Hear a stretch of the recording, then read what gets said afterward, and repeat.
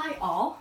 All right, this is my trial attempt to go through the first part of lesson 1 in the rational number project, but if it works, I'm not calling it a trial anymore. I'm just going with it. So stick with me. The warm-up exercise gives the students these fractions and asks them to put them in order from least to greatest. If we do that, if we give the students a few minutes and see what they do, you might need to be walking around the room at that point. Some students are going to grab those numbers and immediately start to divide the numerator by the denominator. Well, that's a whole lot of work, and no student wants to do that, but they've been trained that that's how you order fractions, is that you turn them into decimals. Because notice these all have unlike denominators.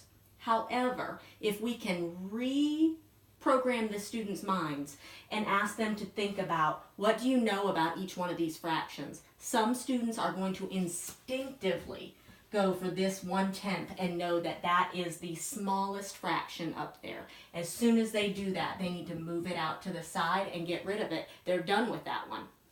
Other students, or the same students, are going to instinctively go for this 14 out of 15, and they're going to know that is almost one whole. They're going to put it all the way over here on this end of their ordering. Now they've taken care of two of those fractions. One that's almost nothing, one that's almost one whole.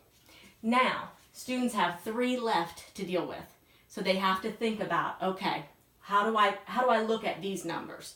Some students, and you can guide them in this thinking, if they don't pick up on this on their own, that's okay. That's why you're there. You're going to model for them. You're going to ask them if they can find a fraction that is almost 1/2, because we know where to put 0, we know where to put 1 whole, and we know where to put 1/2. Students are going to be able to tell that this 5 out of 12 is very, very close to 1/2. So if we were making a number line, which is another thing that you could do with this activity to stretch it out just a little bit, give them that number line and ask them to place these fractions on that number line. Okay? This is about at 0, this is about at 1 whole, and this is about at 1/2. It's a little bit less than 1/2. That's another conversation you might want to have with them about that 5/12. Yes, it's close to 1/2. Is it a little bit smaller than 1/2 or a little bit bigger? That's going to be important in the next activity. Now, we still have to deal with 3/4 and 3/5. Some students are not going to know instinctively which one is greater and which one is less than. One conversation you want to have is one of these less than 1/2 and goes over here?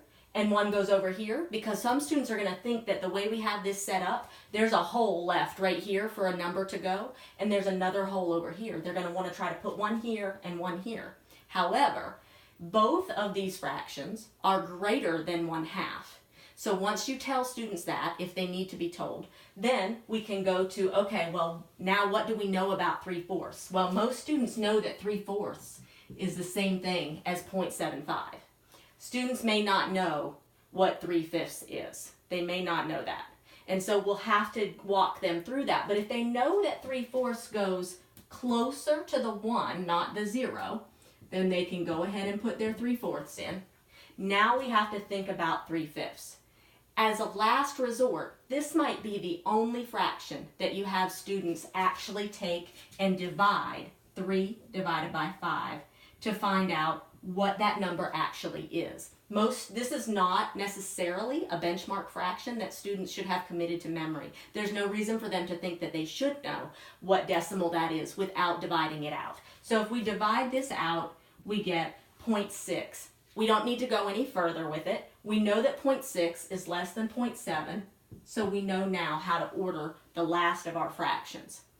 It's important to point out to students that in order to do what this says, which is put them in order, this is the only fraction that they needed to divide the numerator by the denominator. All the rest were known simply by knowing that this is almost 0, this is almost 1 whole, this is almost 1/2, and this is 3/4. We knew that. We know where it goes in order of things. These two, 0.6 and 0.7, were the only two that we had to actually do any math to find out where it goes in the ordering.